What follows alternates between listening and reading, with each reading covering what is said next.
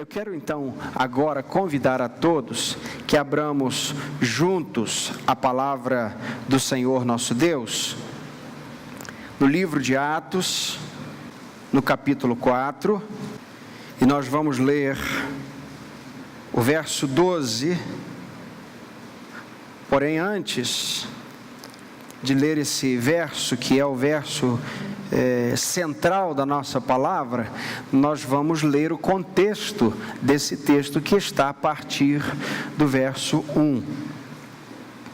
E diz assim, a bendita palavra do Senhor nosso Deus: enquanto eles estavam falando ao povo, chegaram os sacerdotes, o capitão dos guardas do templo e os saduceus, muito incomodados porque os discípulos ensinavam o povo e anunciavam em Jesus a ressurreição dentre os mortos. Eles então os prenderam e os colocaram na prisão até o dia seguinte, pois já era tarde.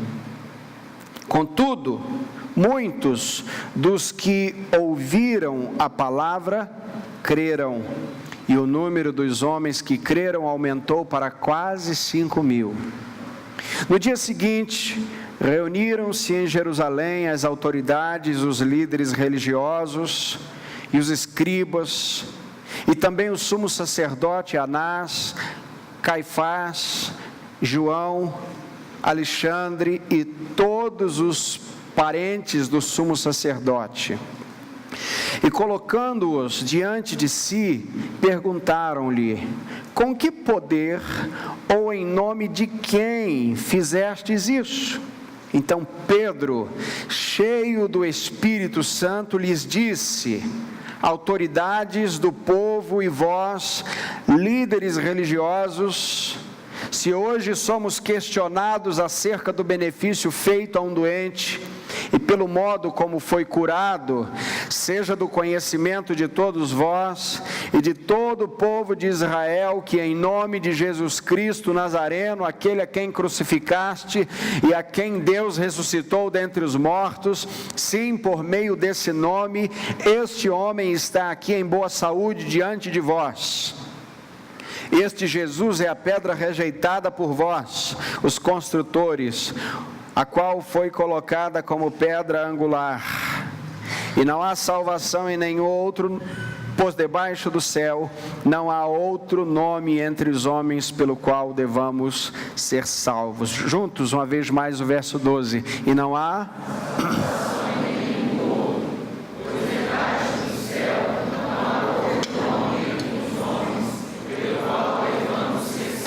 Amém. Este, meus irmãos, é um texto certamente dos mais conhecidos da Escritura, e é um texto muito exato para tratarmos daquilo que estamos nos propondo nesses domingos, que é falar sobre aquilo que tem por nome os 5 solas da fé cristã. Nós já falamos sobre o somente a Escritura, que é o sola Scriptura, e depois disso foi sola gratia, ou somente a graça, e depois sola fide, ou somente a fé. E hoje nós estamos tratando do quarto dos solas, que é o solus Christus. Falamos não sola, mas solos, porque há também declinações no latim, então falamos solos, nesse caso. Neste ponto, o que se quer dizer sobre solos Christus, ou somente Cristo, é que quando nós lemos a Escritura, e somente a Escritura é suficiente para nos apontar para esse Cristo, essa Escritura nos aponta que há um só Salvador e Senhor. Só há um que é capaz de transformar a nossa vida. A busca por um Salvador é algo que não cessa na vida de todo mundo, até do mais ferrenho ateu. O mais ferrenho ateu deseja buscar um Salvador em algum momento, ainda que não seja Deus, ainda que seja ciência, ainda que seja o dinheiro, ainda que seja o trabalho, ainda que seja a família, ainda que seja uma pessoa muito proeminente na sua vida, de muita confiança, nós sempre buscamos um Salvador. E aí a gente compreende o porquê que esse texto é tão especial e tão profundo para nós hoje, quando ele diz que não há salvação em nenhum outro nome, porque debaixo do céu não há outro nome entre os homens pelo qual devamos ser salvos, diz o texto. Este texto está num contexto onde, no capítulo anterior, um homem é curado, há um coxo, há alguém que não anda, não é, desde muitos anos, e ele está ali, sem andar, ele é curado no templo ou na entrada do templo. Os homens de Deus, Pedro e João, dizem para ele, ao ouvirem que ele está pedindo uma esmola: não tenho prata, não tenho ouro, mas em nome de Jesus o Nazareno, levanta-te e anda. Naquele momento, aquele homem levantou como de um salto e entrou glorificando a Deus no templo. Essa é a história.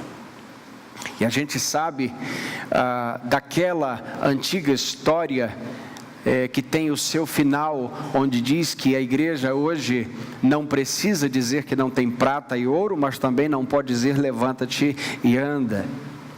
O fato, meus irmãos, é que quando nós chegamos no capítulo 4, nós vemos que de um povo maravilhado com isso que está acontecendo, o cenário troca para uma conversa desses apóstolos com líderes religiosos. Até no capítulo 3 e no início do capítulo 4, a conversa deles é com o povo. Mas eis que chegam os religiosos. E o capítulo 4 começa dizendo que enquanto eles estavam falando ao povo, chegaram os sacerdotes, o capitão dos guardas do templo e os saduceus. Nós temos partidos religiosos aqui chegando, muito incomodados. Por quê, gente? Leiam comigo. Porque os discípulos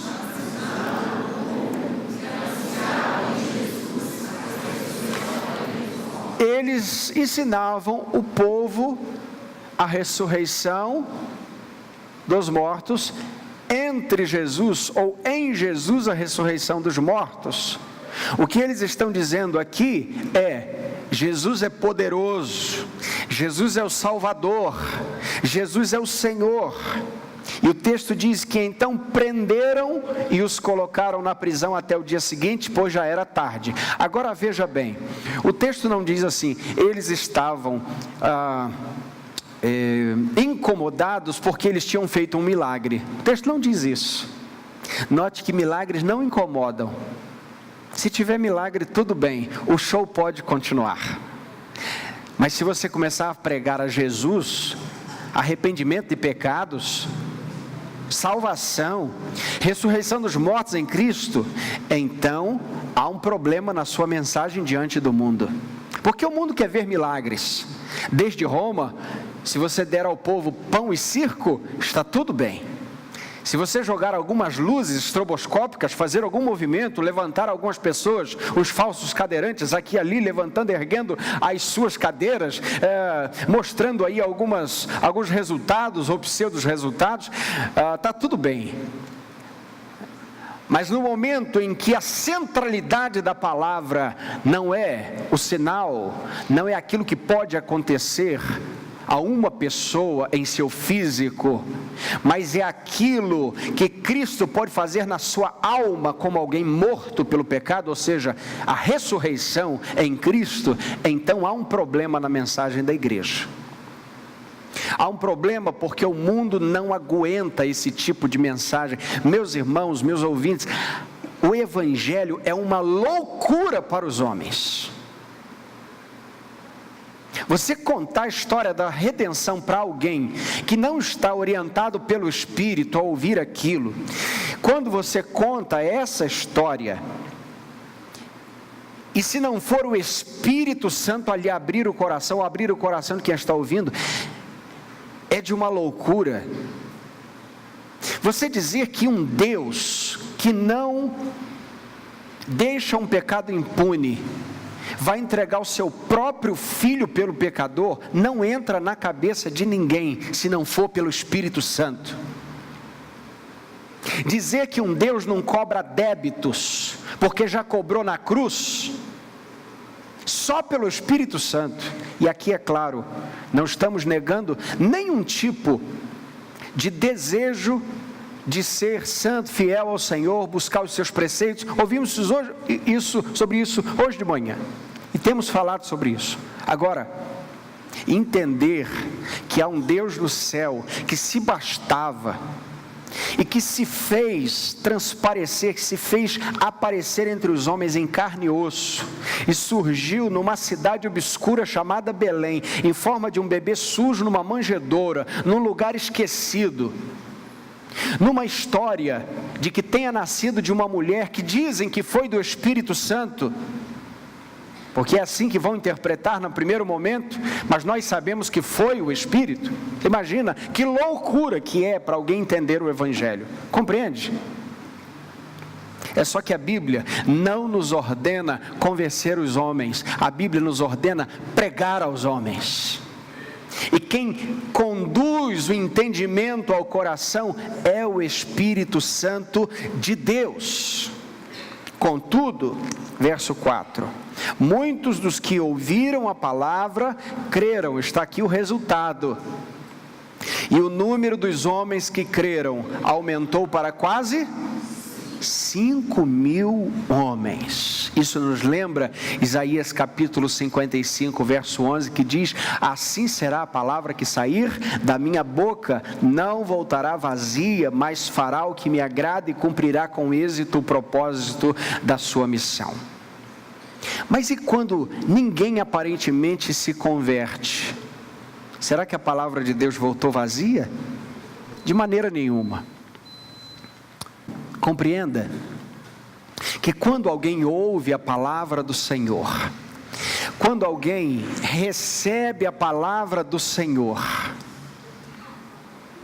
quando num grande auditório ou num pequeno auditório, não importa, há a pregação e ninguém diz: eu me converti, a palavra não voltou vazia.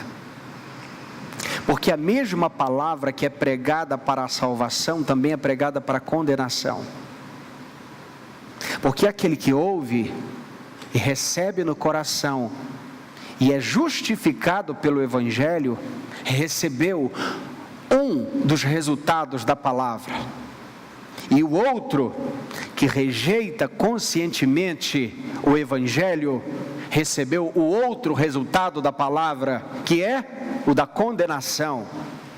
Hebreus capítulo 6, você vai entender isso, que a mesma chuva cai sobre a terra, e em um solo produz fruto, e no outro produz abrolhos. É a mesma chuva, mas que gera resultados diferentes. Por isso, a igreja não foi chamada para gerar resultados, a igreja foi chamada para pregar o Evangelho, compreende? Meus irmãos, quantos se converterão? Essa é a obra do Espírito Santo. A obra da igreja é pregar incansavelmente a palavra de Deus, e é isso que devemos fazer.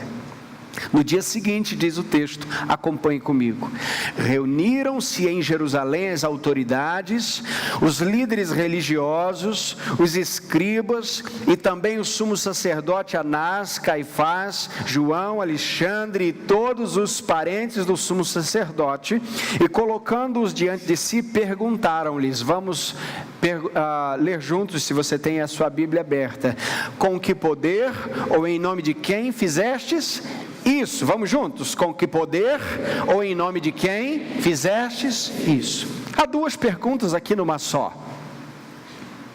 Com que poder? há uma pergunta que é feita para nós hoje também: com que poder que nós fazemos o que nós fazemos? Com que poder que é pregado o Evangelho? Apenas com o poder da tecnologia? Apenas com o poder da mídia? Não. Essas podem ser ferramentas hoje, como foram as ferramentas para o tempo da reforma, por exemplo, a imprensa, a divulgação em outros níveis. É uma grande ferramenta, mas não é neste poder que pregamos, embora possamos usar estes veículos para. A grande questão é que, seja o veículo que for usado, nós devemos pregar de acordo com o que com o que Pedro está pregando aqui. O texto diz: então Pedro, cheio do Espírito Santo, lhes disse. Vamos repetir juntos. Pedro, cheio do Espírito Santo, lhes disse. Pedro, cheio do Espírito Santo. Essa é a resposta. Como temos que falar do Evangelho? Cheios do Espírito. Como um crente vive a sua vida? Cheio do Espírito. Como você responde a perguntas difíceis? Como você perdoa as questões que são imperdoáveis? Quando você pede perdão, quando o seu orgulho lhe pede para não pedir perdão? Não há como viver neste mundo caído se não for pelo Espírito, se quisermos fazer a vontade de Deus. Da mesma maneira, meus irmãos, nós podemos pregar uma mensagem até biblicamente correta, entenda isso. Podemos seguir os passos teológicos, os passos de hermenêutica, de interpretação, mas se nós não estamos debaixo do Espírito Santo, a nossa pregação é infrutífera. Precisamos da pessoa do Espírito na nossa vida. Precisamos pedir a Deus insistentemente que todas as nossas ações, inclusive as nossas reações, sejam gerenciadas pela pessoa do Espírito de Deus. Porque as ações nós calculamos, mas as nossas reações muito nos atrapalham, não é verdade? Aquilo que nos toma no contrapé, aquela resposta que a gente não sabia que tinha que dar naquela hora, aquela dificuldade que você se depara, o Espírito Santo é tão necessário para nós. Por isso, Paulo, escrevendo aos Coríntios, vai dizer na sua primeira carta, no capítulo 2, no verso 4: irmãos, a minha linguagem e pregação não consistiram em palavras persuasivas de sabedoria, mas em demonstração do poder de Deus, do Espírito. Veja, demonstração do poder do Espírito. O Espírito é Deus? Sim. E qual é o poder de Deus entre os homens? O Evangelho que é ministrado pelo Espírito através da igreja. Porque não me envergonho do Evangelho, porque ele é poder de Deus. O que Paulo está falando? Eu não utilizei palavras que vocês não entendessem. Eu não utilizei dos meus diplomas do tempo de fariseu. Eu não me utilizei de palavras rebuscadas e nem de palavras estrangeiras por ser poliglota. Eu não utilizei da minha cultura, que consegue trafegar entre o mundo de judeus e gentios. Não. Eu fui entre vocês pelo poder do Espírito Santo.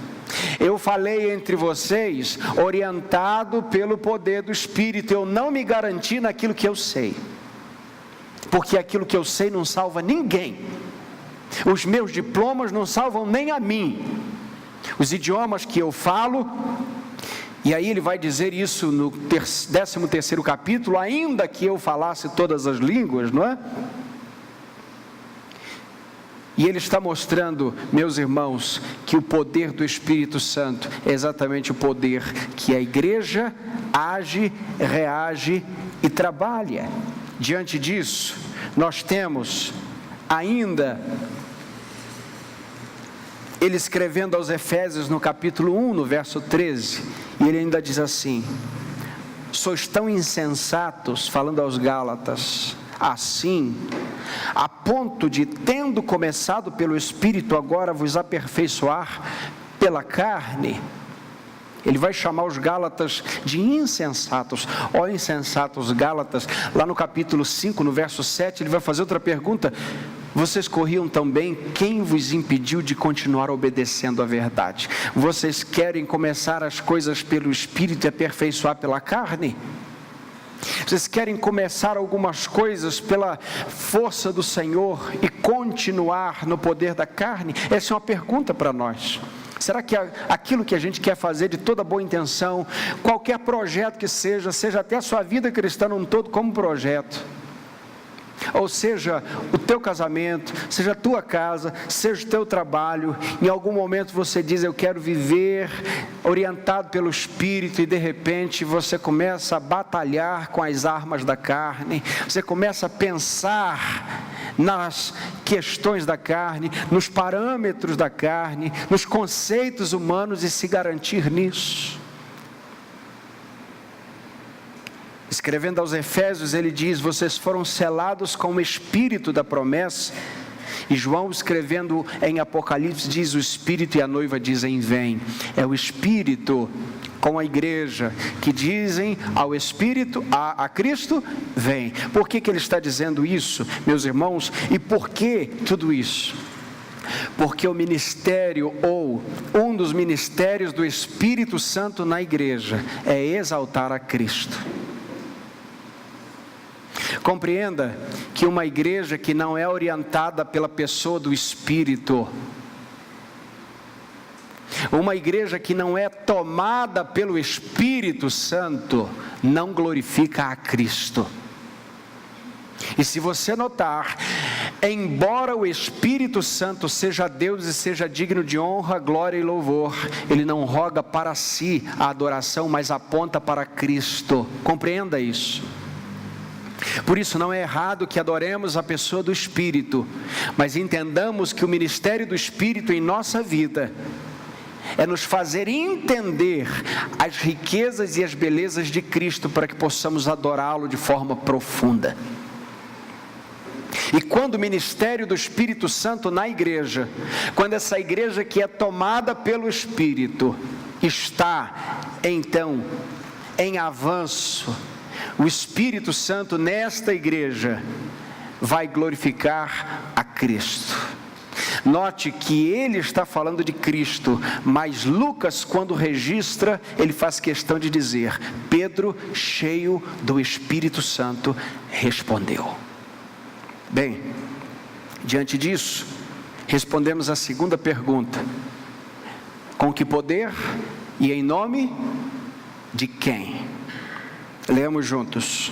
Então Pedro, cheio do Espírito Santo, lhes disse, autoridades do povo e vós líderes religiosos, se hoje somos questionados acerca do benefício feito a um doente, e pelo modo como foi curado, seja do conhecimento de todos e de todo o povo de Israel, que em nome de Jesus Cristo,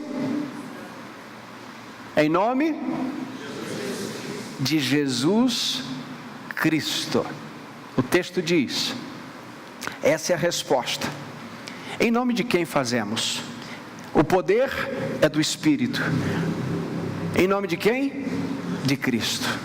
E aqui, quando nós olhamos, meus irmãos, em nome de Cristo, ele responde exatamente o que aconteceu quando eles curaram aquele coxo.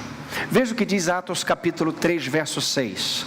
O texto diz assim, então Pedro lhes disse, não tenho prata nem ouro, mas o que tenho, isso te dou. Em nome, o Nazareno, anda.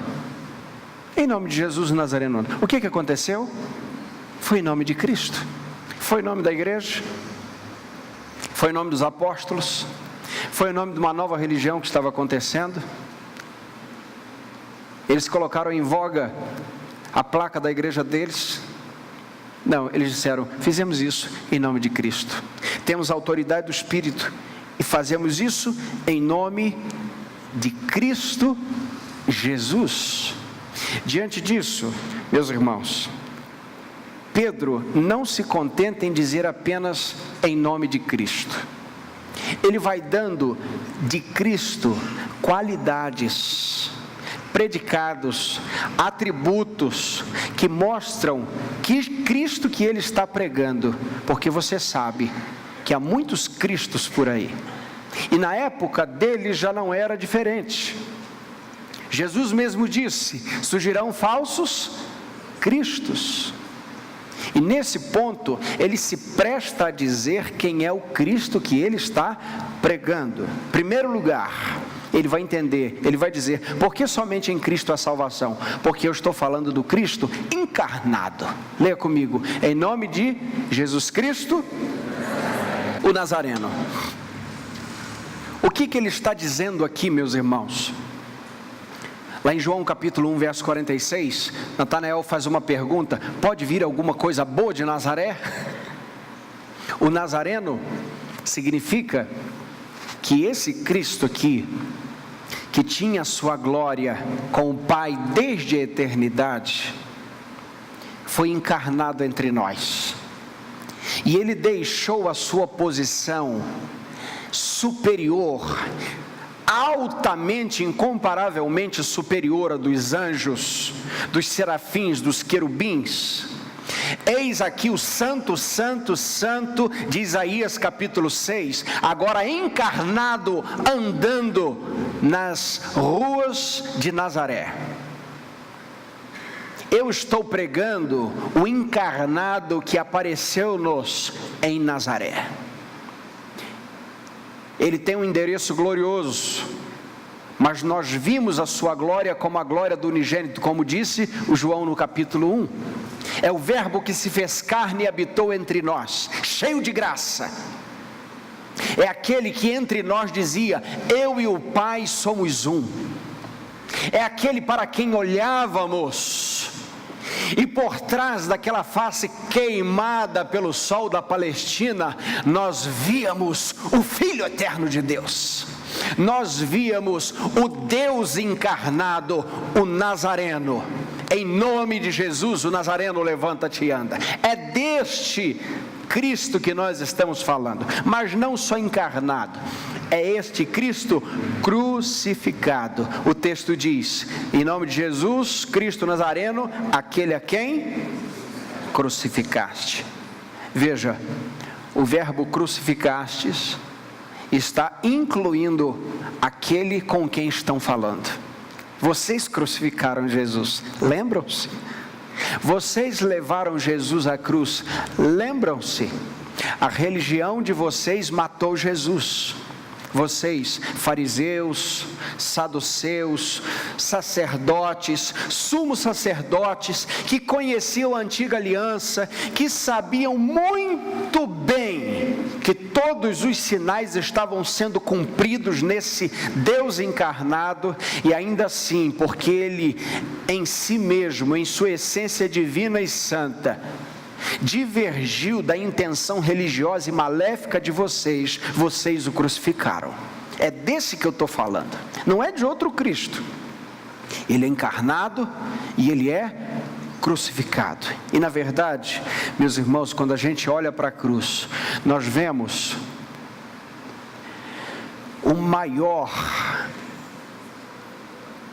o crime mais hediondo de toda a história.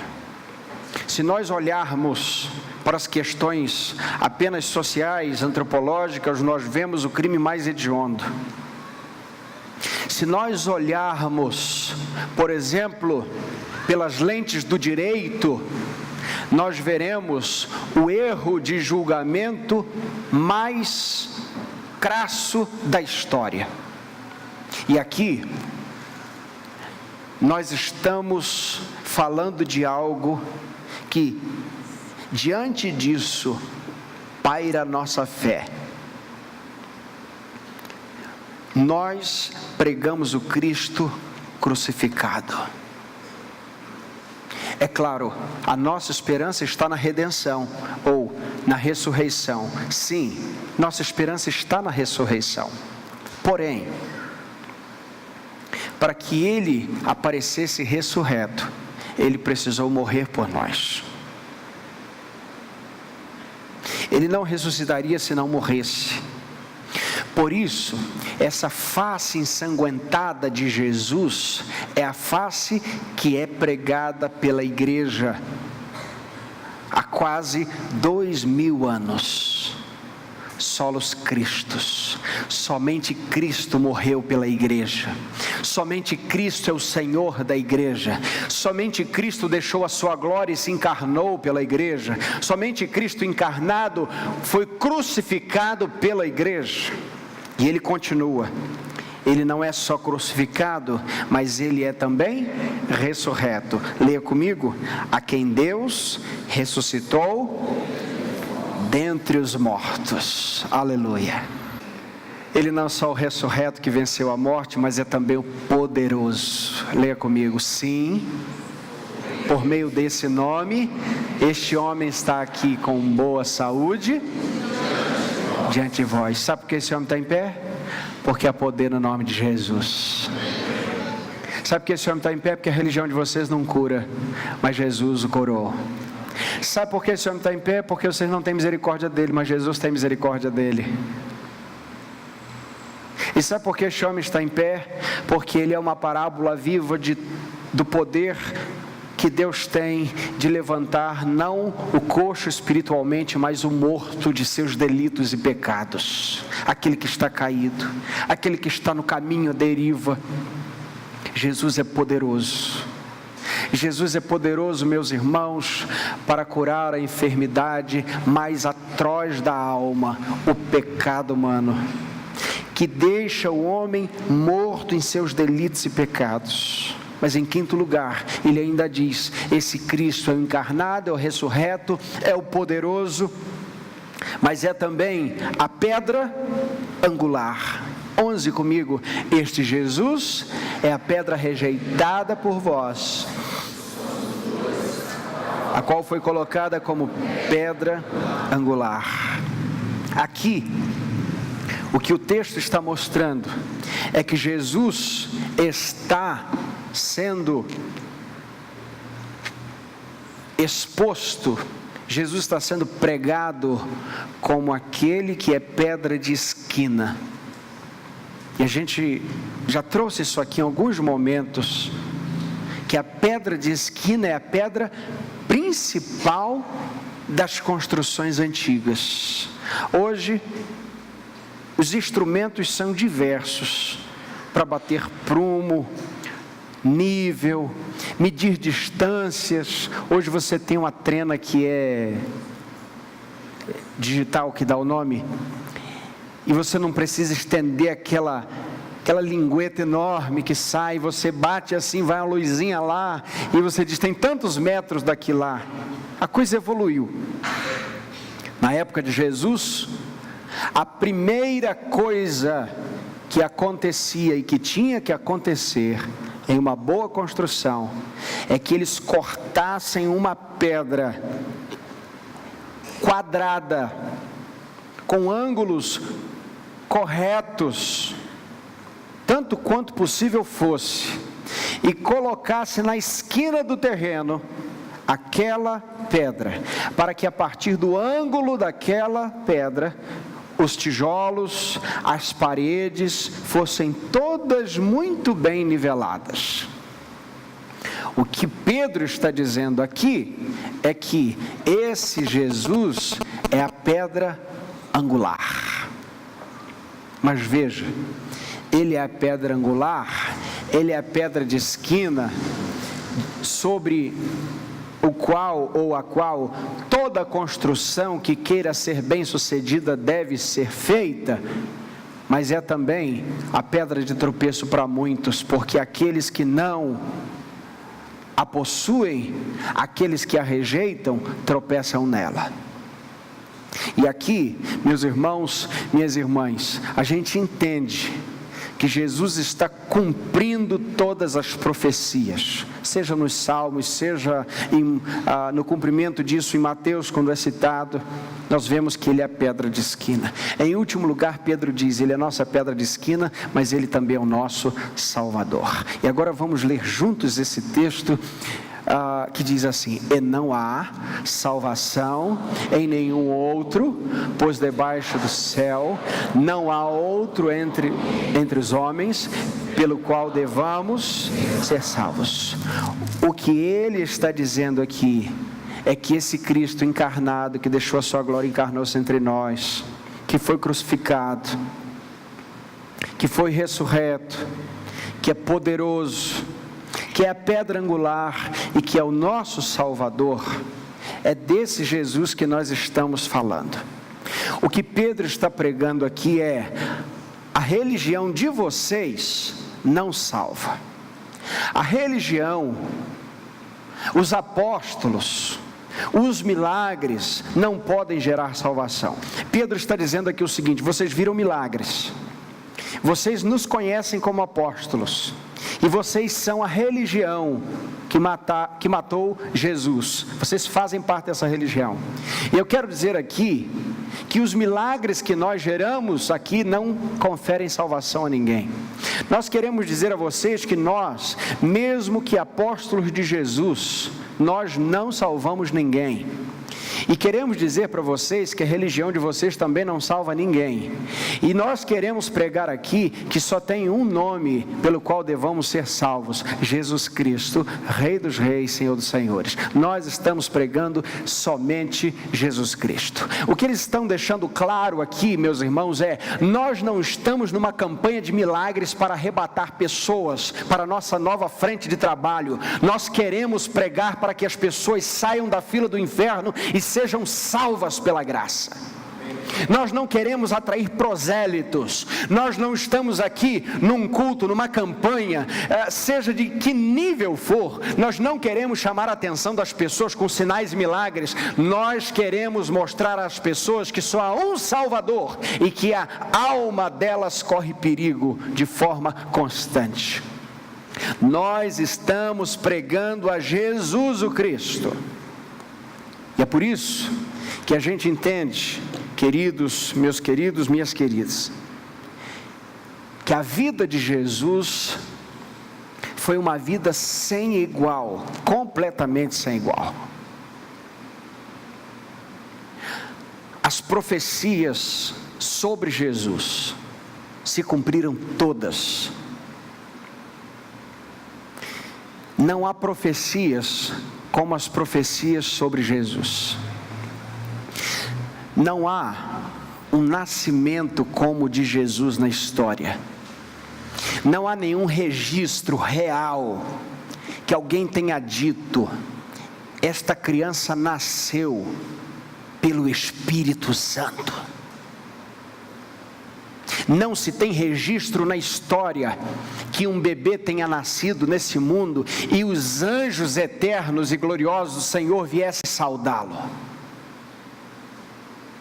O nascimento de Jesus foi sem igual. A vida e o ministério de Jesus sem igual. Não há ninguém que se compare a Jesus. Jesus é incomparável. Não por seus milagres, mas por sua autoridade. Os apóstolos faziam milagres em nome de Jesus. Jesus fazia milagre porque era Deus, o Senhor, o Deus de todas as coisas. Ele repreendeu o vento porque era Senhor do vento. Repreendeu os mares como Senhor dos mares. Fez com que todos aqueles peixes entrassem nas redes de Pedro, não porque era bom pescador, mas porque era Senhor sobre todas as criaturas do mais profundo mar. A vida e o ministério de Jesus é sem igual. As palavras de Jesus são sem igual. Não há nada neste mundo, nem na literatura, na filosofia, na ciência, em qualquer área que se leia, não há nada absolutamente que possa se comparar às palavras de vida eterna de Jesus. Não há nenhuma morte como a de Jesus. Jesus morre inocente. Jesus morre como Cordeiro Santo de Deus. E não há nenhuma ressurreição como a de Jesus, porque Ele venceu a morte ao terceiro dia. Apareceu ressurreto, trazendo e ostentando as marcas da sua vitória. E não se engane, não pense em termos do tipo, Cristo foi um coitado na cruz, porque quando nós assistimos a filmes de crucificação, nós ficamos assim penalizados. Nossa, como sofreu. Ok, sofreu sim e muito. Um sofrimento muito profundo. Mas entenda que Jesus na cruz não estava sendo derrotado. Jesus na cruz estava triunfando sobre Satanás e suas hostes. A cruz não é derrota de Jesus. A cruz é a derrota de Jesus sobre Satanás. A cruz é a vitória de Jesus sobre a morte. A cruz é a vitória que me alcança. A cruz é o símbolo da minha vitória. Por isso eu tenho a vitória na cruz e esperança no túmulo vazio. Este Cristo crucificado e ressurreto, Jesus foi sem igual. E Ele também tem uma ascensão sem igual. No Antigo Testamento, o texto bíblico dá conta de um homem que foi transladado numa carruagem de fogo. Lembra disso? A carruagem que passa de forma extraordinária. Eliseu é tomado, ele é transladado. Onde fora visto, ninguém sabe. Agora veja, certamente, com toda certeza, somente a ascensão de Cristo é uma ascensão sem igual.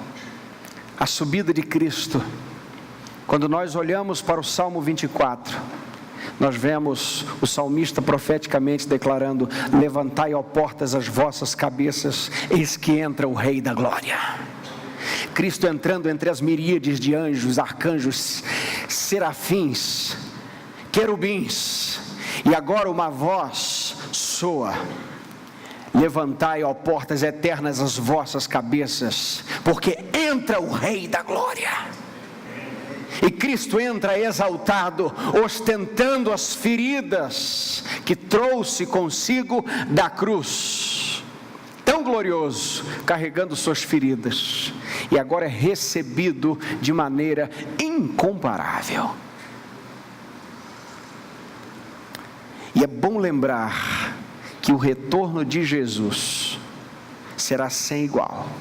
Nada se compara, nenhum evento, por mais globalizado que possa ser, por mais extraordinário que pareça, nem as aberturas de Olimpíadas, de Copas do Mundo, que sejam as mais arrojadas e tecnológicas possíveis, não poderá se comparar nem 1 milímetro do grande e extraordinário poder revelado na volta do Cordeiro. Eis que Ele será revelado no céu, no meio das nuvens, e os seus anjos ao seu redor. E aqui, meus irmãos, que coisa extraordinária, Ele nos levará com Ele, diz a palavra de Deus.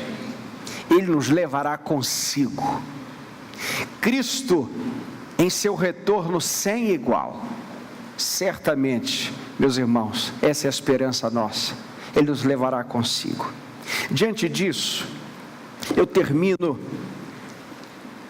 com algumas verdades importantes para o nosso coração. A primeira verdade importante para o nosso coração é: hoje há aqueles que confiam profundamente na religião que aderiram. Mas eu quero lembrar mais uma vez nessa noite, que não tem salvação em religião alguma, se a tua religião não for Cristo. Religião significa religare, religar um ponto ao outro, religar o homem a Deus, e não há nenhum outro nome pelo qual possamos ser salvos. Nenhuma igreja deste mundo confere salvação, nenhum sacerdote desse planeta pode conferir salvação, mas o que nós temos visto hoje, aos montes, centenas e milhares de pessoas frequentando cultos para receber oração de bispo ou apóstolo X ou Y, achando que de alguma maneira aquela oração lhe confere poder, graça e salvação. Esqueça isso.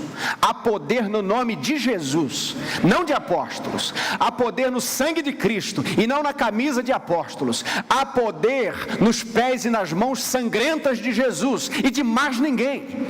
Há poder em Cristo Jesus. Pregamos o Cristo crucificado, ressurreto e que voltará para nos buscar. Por isso não há religião que possa salvar o homem.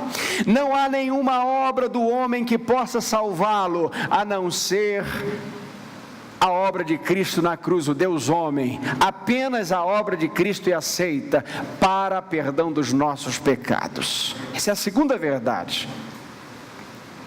E não há, meus irmãos, nenhum tipo de comparação com Cristo Jesus. Por isso, eu quero, em lugar das aplicações finais, que sempre fazemos, aplicações práticas, aplicar tudo isso que nós ouvimos, que nós falamos, com um hino que é muito especial, que ele diz o seguinte: só por Jesus. Quantos conhecem esse hino? A estrofe diz assim: Cristo veio dos altos céus, veio do mal salvar-nos.